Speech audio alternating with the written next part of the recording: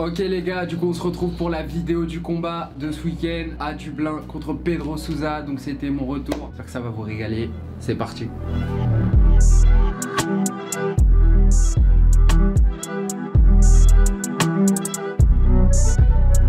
Il est mort. Pour la distance, tous les autres corps, tous les trucs qu'on se prenait la tête, les détails. Le juste milieu entre les défenses de buste et les défenses de main, ça vient dans ce camp-là.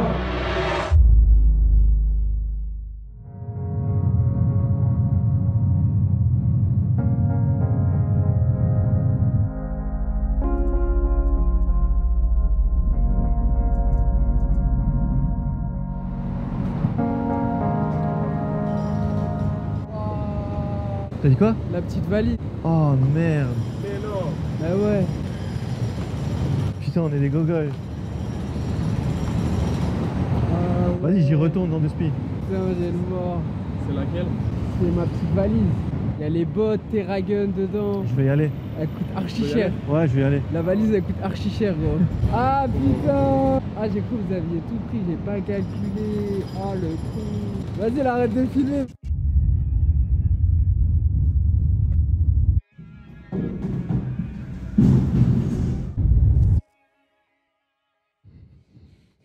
Oh, l'erreur. Pas de combat. J'ai peur de brûler le short, je le baisse.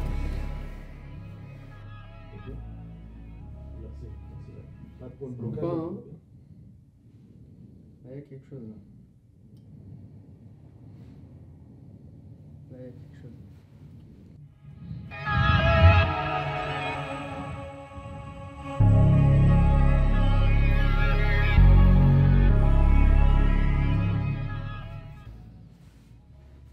Bon, on est bien arrivé en Irlande à Dublin, donc on est à l'hôtel, superbe hôtel. Donc là je suis en plein coaching, je commence un peu à sentir être un peu fatigué. Ça fait partie du truc, donc là on va aller faire tout ça. Par contre j'ai de la chance, du coup c'est un catchweight, donc je combats à 68 kg et pas 66 kg. Pourquoi? Parce que mon adversaire du coup il a pris le combat en short notice, donc à 10 jours, une semaine, 7 jours peut-être même. Donc ça va être compliqué pour lui de faire le poids. Donc pour l'aider et éviter qu'il rate le poids pour rien et que le combat ne se fasse pas, on a conclu un accord de faire le combat à 68 kg. Donc normalement il devrait le faire sans souci, c'est beaucoup moins galère. Il n'est pas hyper lourd, donc ça devrait le faire. Donc voilà pourquoi c'est un catchweight et pas un combat à 66 kg. Parce que du coup c'est un adversaire qui a pris le combat au pied levé. Et du coup il y a eu annulation de l'ancien adversaire, donc Pedro Coleman, qui a été annulé jeudi dernier, là par rapport à aujourd'hui, donc jeudi dernier, donc il y a une semaine, on est jeudi. Il y a une semaine tout pile, mon combat a été annulé, pour des raisons que vous en saurez plus tard. Mais du coup, on a eu un autre adversaire au bout de 2 jours ou 1 jour. Mon manager a bien bossé, il a pas trop dormi, il a bossé toute la nuit pour trouver un adversaire. Et voilà, même d'ailleurs, j'ai pas un seul adversaire, j'ai 2 adversaires. Mon manager a super bien bossé, Kedjora aussi. Pour être sûr que je combatte, ils ont ramené un deuxième adversaire qui est là aussi, qui va aussi faire le poids. Donc j'ai un backup fighter si le premier fighter que je dois affronter il a un souci, il passe pas les médicales, il fait pas le poids ou il a une maladie du mental.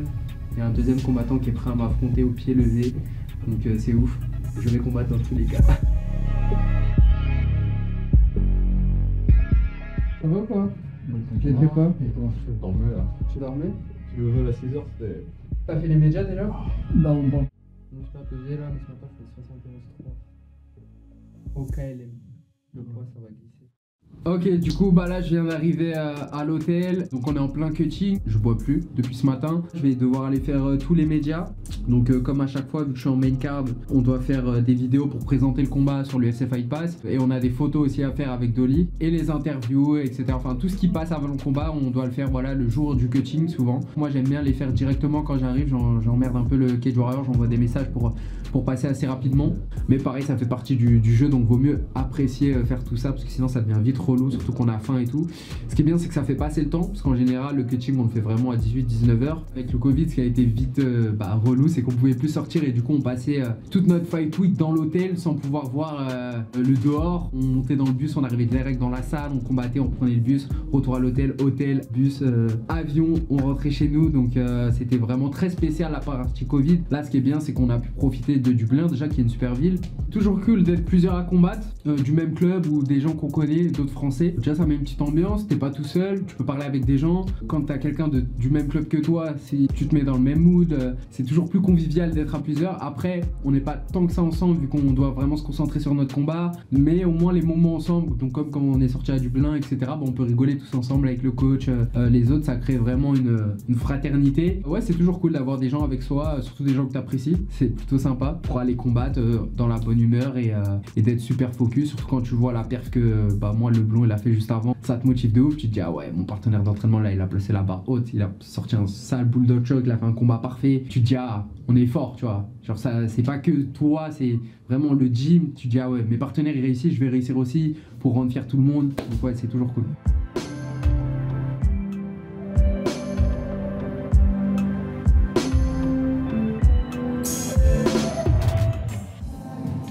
Là, le bain, je le mets bien chaud, après on met de l'eau froide quand t'arrêtes. Ouais, essaye de voir avec ta main. Avec ma main que ce soit Ça agréable. va pas brûler, c'est juste chaud.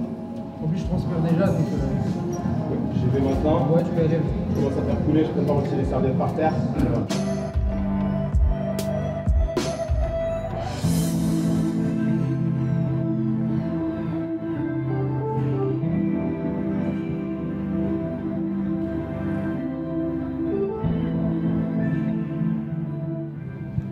C'est bizarre, mais j'aime bien. Comment ça se concrétise le combat? Tu sais que ça va se faire.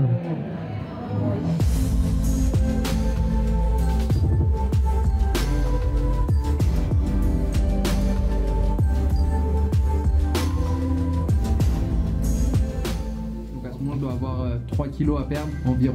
Ça va, c'est pas énorme, j'ai l'habitude. C'est toujours un moment assez spécial, le début du coaching. Bah t'as faim, t'es fatigué, mais t'es obligé de le faire. Tu peux pas ne pas le faire parce que sinon tu fais pas le poids et tu combats pas. C'est dur, ça fait mal, mais tu dois apprendre à apprécier cette dureté, ce truc dur à faire avant. Donc ouais, moi j'ai appris à l'apprécier et à savourer cette douleur, comme on peut dire.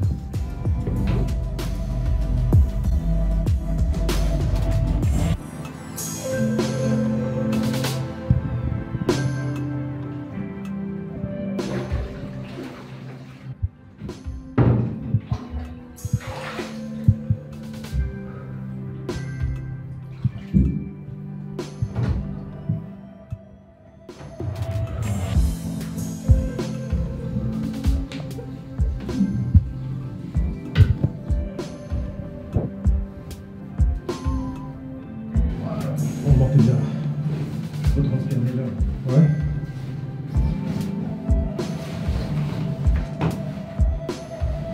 La story quand je suis en cutting, il y a Je passe toujours. en dessous les jambes ou pas? Ou tu vas avoir trop chaud? Si je laisse. Non, vas-y, passe, au pire j'enlèverai. passe, ok. Ouais, ouais.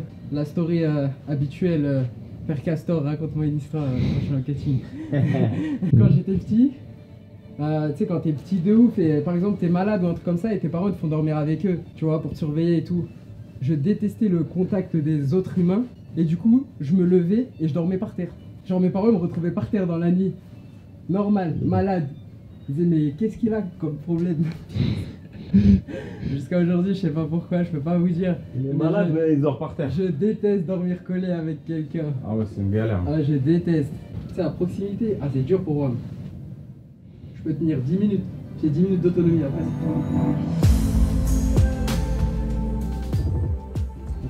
Ouais, gros, t'as perdu plus d'1 kilo, hein, je te raconte pas. Tout ça pour grailler. C'est ça. Ah, ma gueule. La ma stratégie dans ma tête, elle est claire. Là, je vais grailler ce soir en photo.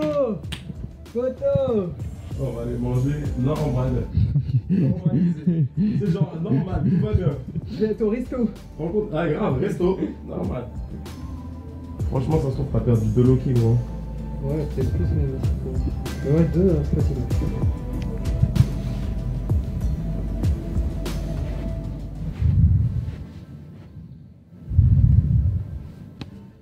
Déjà dans le bain, j'ai perdu de ouf. Parce que j'avais des sensations. Des sensations de bouc qui a perdu beaucoup d'eau.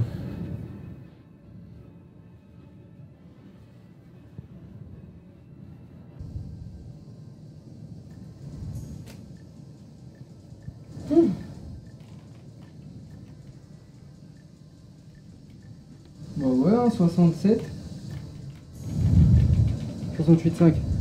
Ouais, t'enlèves. T'as perdu soit t'es à 67. T'as perdu de l'eau. Ah, machallah. Ouais, mais ouais, marche doucement. Ouais. Ça va se coucher à une heure normale. Petite série, petit dodo, petite botte, petite graille. Aïe. Petite délivrance, mon gars. Alors je suis au poids. J'ai 1 kg de rap. Je fais 67. La pesée est à 68. Enfin, je fais 66,9. Techniquement, si je veux, demain je peux arriver à 66 et faire le bout. Genre, je suis au poids pour combattre à 66.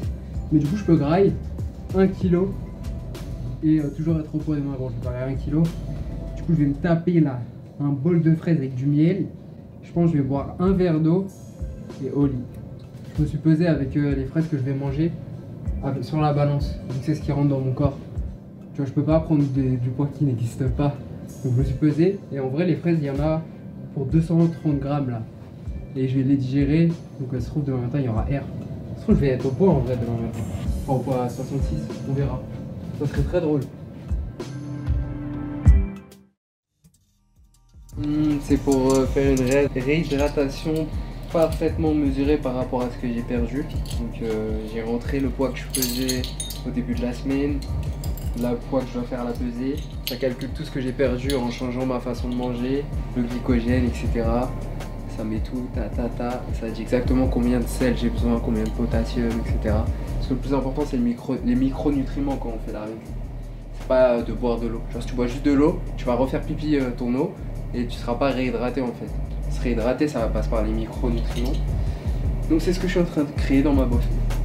Du coup, ce qui est bien avec ce cutting, déjà il s'est super bien passé. Je suis arrivé par contre au même poids que habituellement pour faire 66 kg. Parce que ma prépa s'est super bien passée. De base, je devais combattre à 66 kg. Une semaine avant, c'était prévu que je sois à 66. Vu que le pull-out il a eu lieu que 5-6 jours avant. Donc je me suis dit ça sert à rien de reprendre du poids pour faire une contre-performance ou détruire mon corps. Je suis resté vraiment au même poids et je me suis pas pris la tête. Malgré tout, j'ai quand même eu à me mettre dans le bain, etc. Donc ça reste dur. Par contre, j'étais vraiment bien physiquement et mentalement. Je pense que le cutting c'est vachement mental. Laisser la douleur couler de perdre et d'être fatigué. Du coup j'ai bien dormi, la nuit est passée très vite, j'ai pu me lever juste avant la pesée, je me suis pris une petite douche et tout, j'ai remangé un peu de fraises. Au final tout ce que j'avais mangé la veille je l'ai éliminé en dormant, je faisais le même poids qu'à la fin du cutting. Et puis on est descendu et voilà.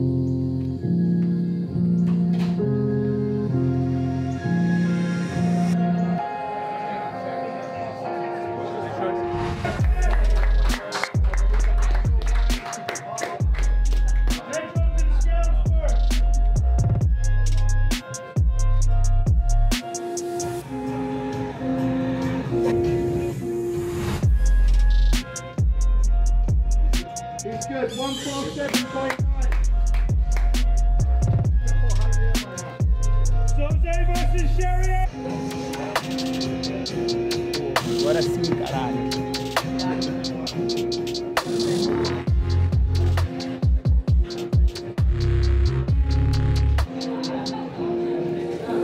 J'ai juste graillé, boire, manger, boire, manger, boire, manger, boire, manger, boire, manger.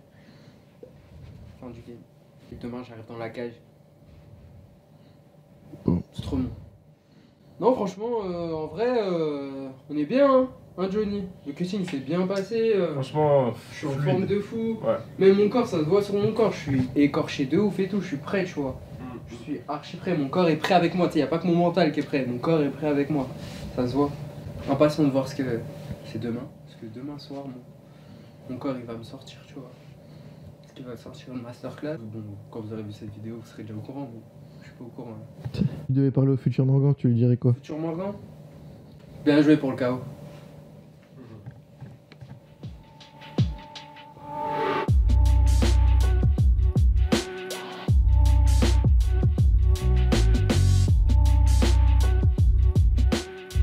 Alors là, c'est un cas un peu particulier puisque déjà la semaine dernière, Morgan ne devait pas combattre.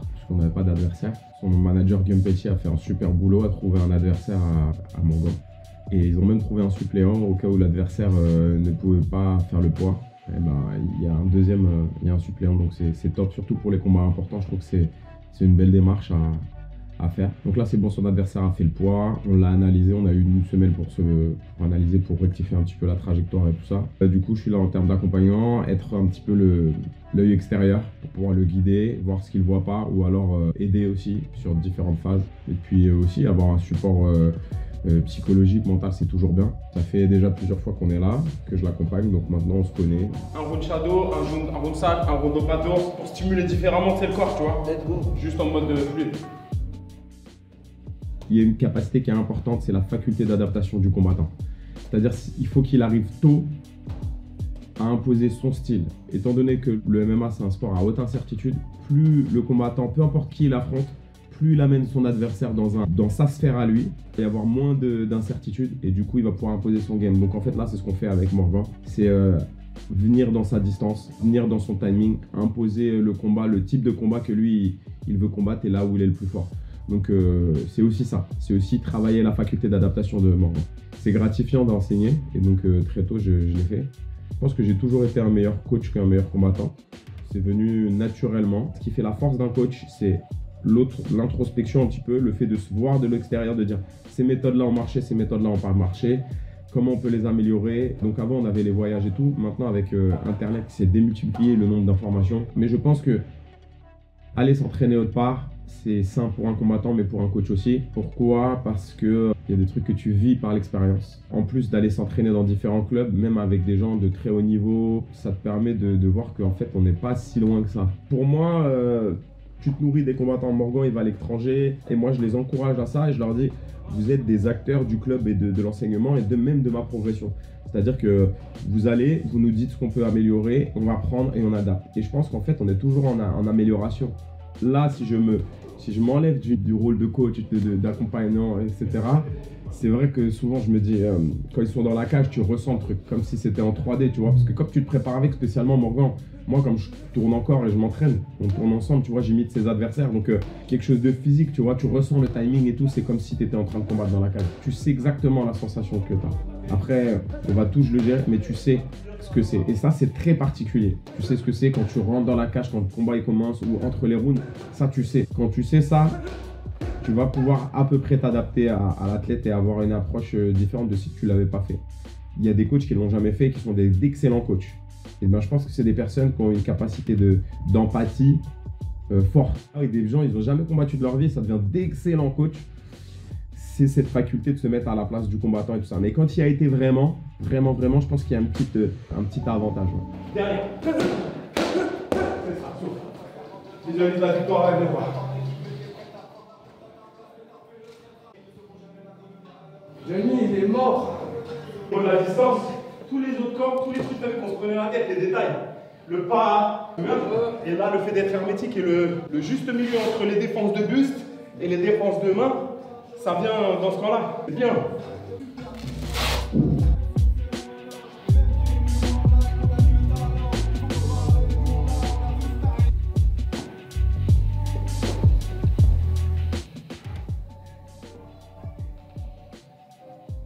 Il y a quelques points qui sont importants dans ce combat. C'est déjà maîtriser le rythme par des feintes, par des déplacements, tout en restant très hermétique pour pas être ouvert, pas prendre de coups qui peuvent surprendre ou quoi que ce soit. Un adversaire son adversaire a pas mal de victoires et peu de défaites. C'est un adversaire intéressant pour Morgan et c'est un adversaire qui paye pas de mine mais qui est dangereux. Donc on doit le prendre avec les plus hautes précautions. On va maîtriser le combat, tout en étant précautionneux, on fait attention à ce qu'on fait, notre garde bien hermétique, maîtriser le rythme du combat, faire reculer l'adversaire, rester agressif, contrôler le combat, l'amener dans notre rythme, dans notre distance à nous, dans notre style de combat qu'on affectionne. C'est les clés du combat, les gros points du combat. Bien sûr, il y a d'autres trucs, mais ça, ce serait hermétique, consciencieux, maîtrise du timing, maîtrise de la distance, amener l'adversaire dans notre style de combat, dans notre distance et idéaliser les crochets pour le toucher. Voilà. Je suis vraiment content qu'il combatte parce que c'est un mec qui laisse rien au hasard. et qui est vraiment à fond dans ce qu'il fait. Même si tous les combattants méritent, mais lui il mérite surtout, en fait on dit ça surtout des gens avec qui on est, tu vois. Il est très investi dans tout ce qu'il fait, que ce soit dans ses réseaux sociaux, sa communication, tout ça est harmonieux et homogène. Et il vit comme un combattant, c'est-à-dire même quand il n'y a pas les caméras, quand il n'y a pas ci, ça, il vit comme un combattant. Et là il a eu plusieurs annulations, donc pour lui c'est une récompense de combattre. On est à la veille de belles choses, je pense. Et donc ce combat-là et celui d'après vont être très importants pour sa carrière. J'appréhende, en même temps je suis content. Ah ouais, non, justement, de manière générale, tout va très bien, je me sens vachement bien.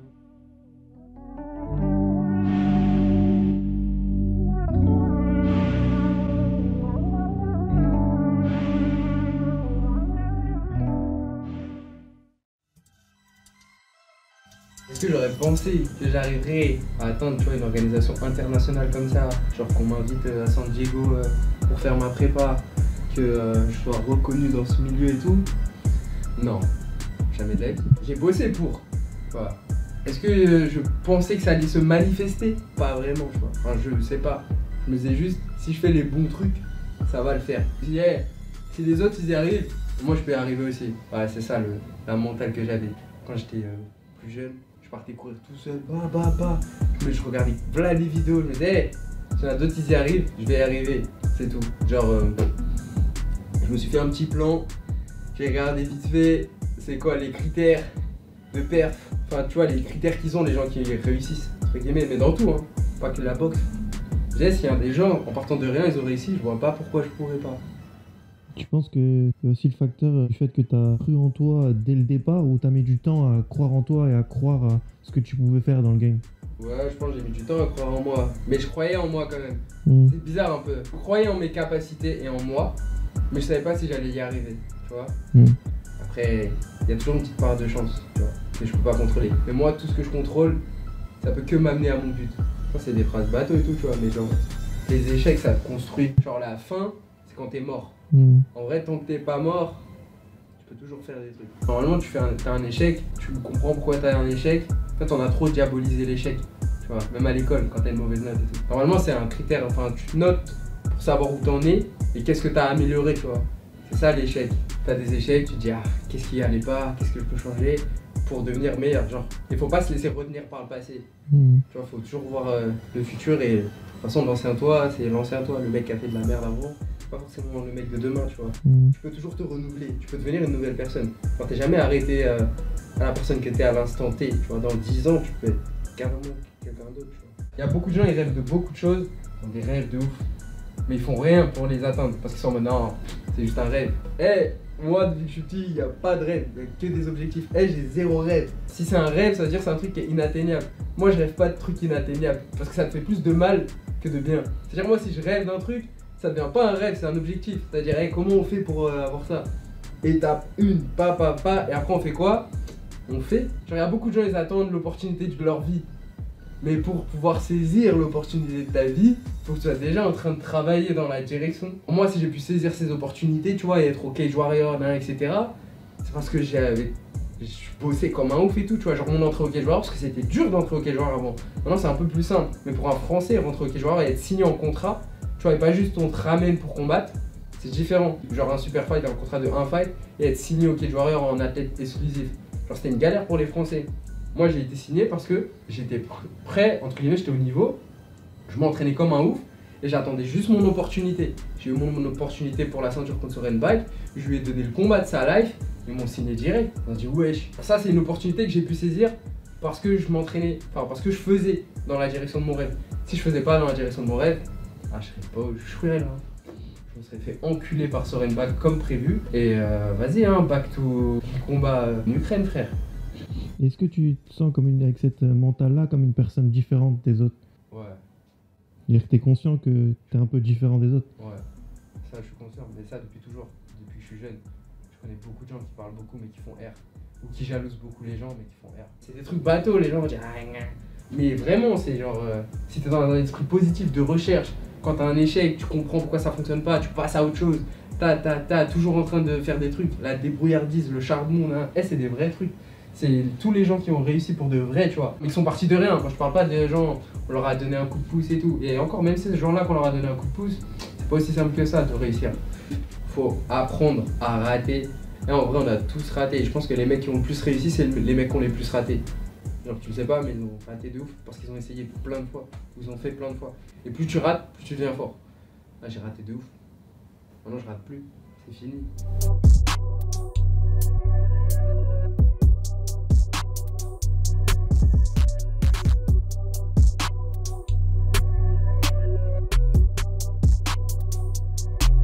Quand je marche vers la salle, pour moi c'est vraiment un moment de concentration. Donc souvent je mets de la musique, bon quand on y va en bus je fais la même chose mais là du coup c'est en marchant.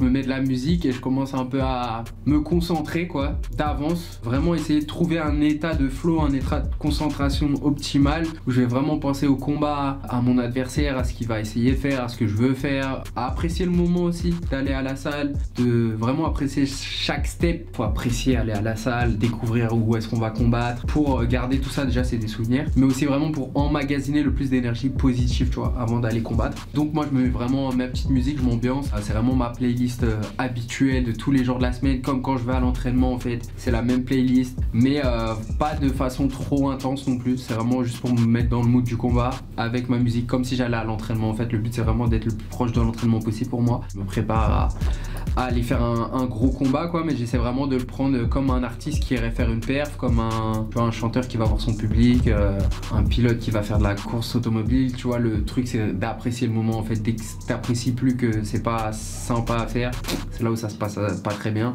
Donc j'essaie vraiment de me mettre dans le bon mood quoi.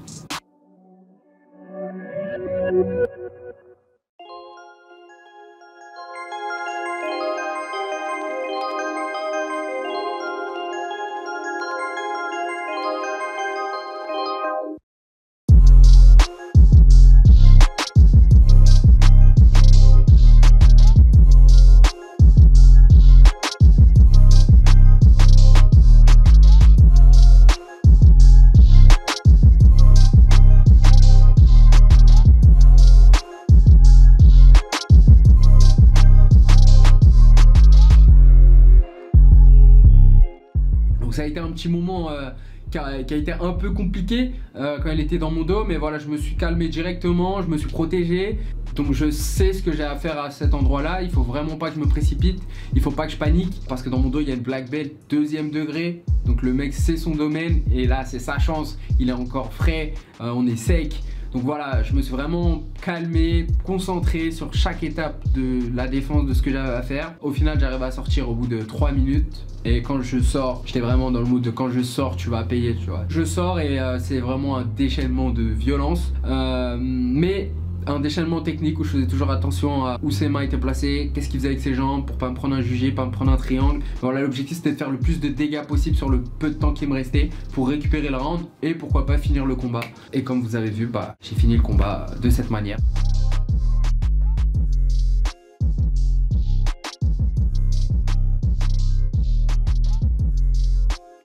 Ok les gars, alors si vous avez pas vu, on a sorti le maillot 2023. On a sorti une petite collection d'ailleurs, la collection Resilience avec un tracksuit. Tous les bobs sont disponibles, bob noir, bob kaki. Donc tous ceux qui n'ont pas eu le bob, c'est le moment parce qu'après ça sert à rien de me renvoyer des DM. Du coup il y a les bobs qui sont dispo, il y a un tracksuit et il y a le maillot 2023 qui est un total banger. Donc ils sont en vente sur goriznation.com. N'hésitez pas à les acheter si vous avez les moyens ou si vous pouvez. Déjà c'est archi cool, c'est archi quali. On s'est pris la tête pendant un an presque sur la collection et sur le maillot pour vous donner un nouveau maillot vraiment stylé. N'hésitez pas si vous voulez me soutenir, c'est la meilleure des façons. C'est vraiment de prendre le merch ou des programmes. Et en parlant de programmes, on lance le challenge 2023 gratuit. Donc vous avez le lien dans la description, c'est le premier lien qui sera là en dessous. Donc c'est quoi le challenge 2023 pour ceux qui connaissent pas, qui n'ont pas fait les précédents? Chaque année, je fais un challenge de sport pour ceux qui veulent se remettre au sport ou ceux qui veulent juste un peu s'entraîner de façon différente, sympathique avec moi. Vous allez recevoir chaque jour une séance par email. C'est gratuit, ça dure 30 jours. On essaie vraiment d'y aller crescendo pour que tout le monde puisse s'entraîner de la meilleure des façons. On va faire des séances en live pour que vous puissiez faire des séances avec moi, comme quand je faisais les séances pour Decathlon. C'est vraiment ça l'objectif du challenge, c'est de lancer dans le sport ceux qui n'ont pas l'habitude, qui attendent quelque chose pour se lancer dans le sport. Bah, c'est votre moment. Et pour ceux qui font déjà du sport, si vous voulez vous amuser avec nous, il n'y a pas de souci. N'oubliez pas de vous abonner, liker la vidéo, mettre un petit commentaire, ça nous aide de ouf dans le référencement aussi. Je vais répondre à tous les commentaires, je m'y engage. Sauf que cette fois, je répondrai dès que la vidéo sort pour pas passer 3 heures sur les commentaires. En tout cas, merci pour la force, pour le combat. C'était ouf. J'ai vu que vous étiez beaucoup derrière moi, que vous étiez très content que j'ai gagné, surtout de cette manière, que ça vous a fait archi plaisir. Donc merci énormément pour la force, pour le soutien. L'histoire continue.